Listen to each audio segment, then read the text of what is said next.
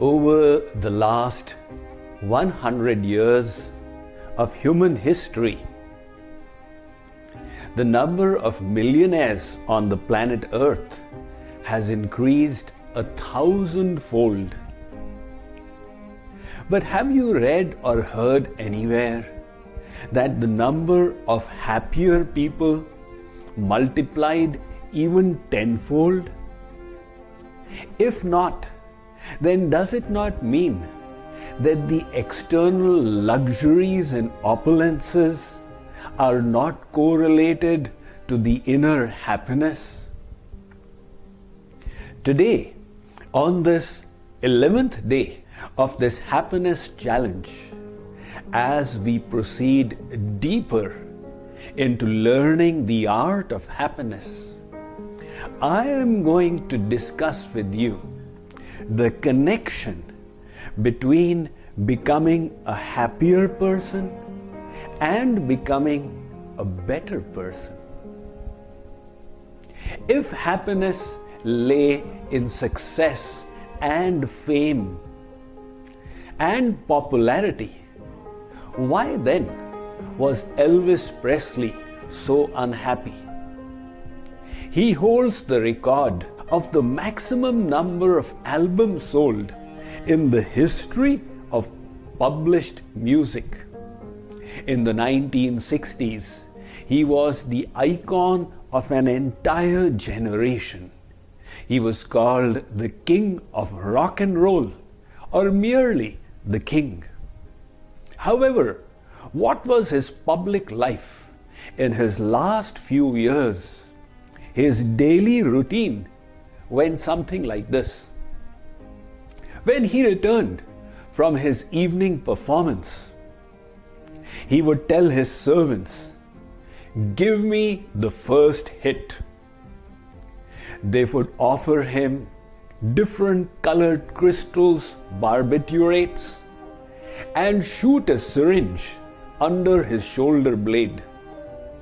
He would just revive himself in time to go for his public performance with the help of chemicals. And when he returned, the same routine would repeat itself. When he died, people could not figure out whether it was a suicide or an overdose of drugs.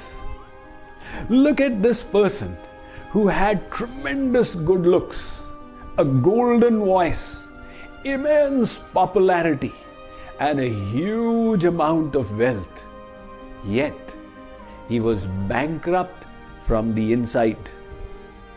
Contrast him with somebody else who had practically nothing and yet seemed to have discovered the art of happiness. This was Helen Keller, one of the very popular philanthropists of the last century. When little Helen was only 18 months old, she was stricken by an infection, as a result of which she lost her sight and hearing together. When somebody touched her, she would throw a tantrum. When she became 6 years old, her mother took her to a nearby school for the physically challenged. Anne Sullivan, the principal of that school, touched little Helen and she threw a tantrum as usual. Anne Sullivan told her mother, "Leave her here tonight. I will try to communicate with her."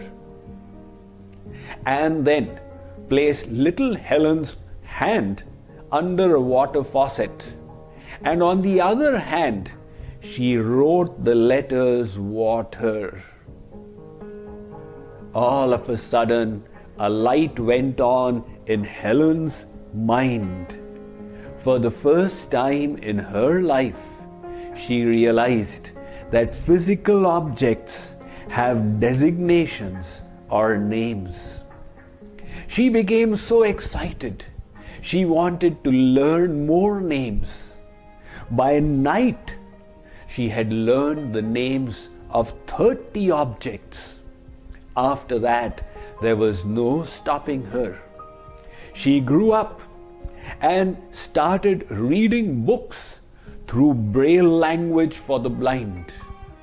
She took admission in the women's wing of Harvard called Radcliffe College. She started touring and serving humankind, but she was still not satisfied. She wanted to give lectures.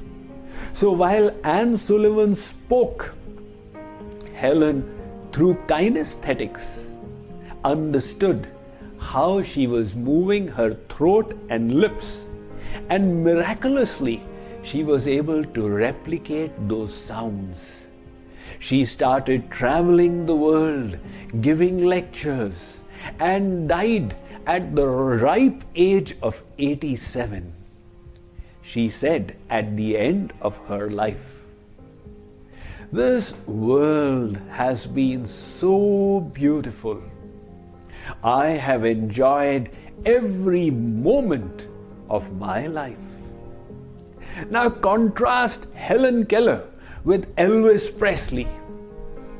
What did Helen have that Elvis Presley did not? One Western philosopher, John Milton, expressed it so well when he said, "The mind is a place of its own, and in itself can make heaven out of hell, and hell out of heaven." This mind of ours is so powerful. Sitting in the midst of heavenly luxuries, it can make us experience the torments of hell. And sitting in the inferno of hellish conditions, the mind, if it is calm and peaceful, can make us experience heavenly pleasures. That is why happiness is not a function of the externals, but dependent upon the inner state of our own mind. Think about this today, and think about how so many people are rushing for external enhancement in the illusion that it will bring them happiness, while actually they are merely chasing a mirage. And then tomorrow I will complete the dots and show to you how all you need to do to be happier is to become a better person. Thank you.